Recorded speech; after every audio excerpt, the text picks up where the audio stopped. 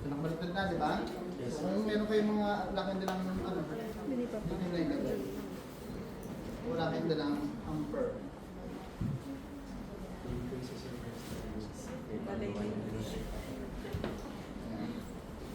Well, remove ko yung make sure kita nila si shirt ko should be away. No? Hindi nakadikit sa katawan. Yan. So usually naka-inside out yan. Kita niyo. So fan fold. Find the bottom part. Nakuha tayo sa middle.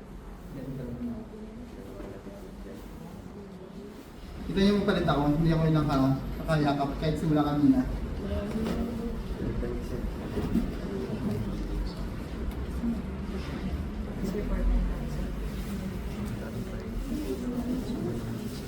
Huwag niyong tataktak.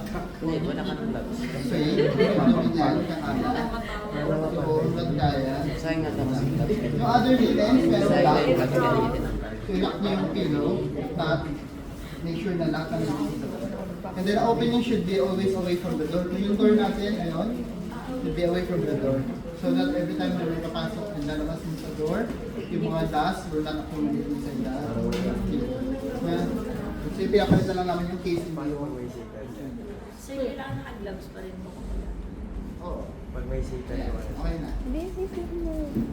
So, kung Basic mo. kasi sa occupied bed, you will touch na soil in the soil in the Pero sa unoccupied, Okay naman. later, after removing the soil linens, di ba naka-gloves ka?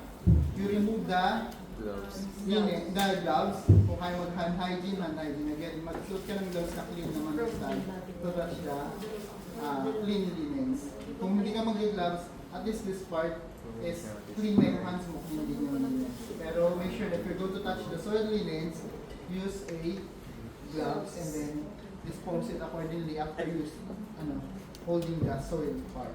So, nakaupo yung client yun, that is your occupied bed. And then this time, for example, yung client nyo naman, kaya naman tuyo, kaya umupo.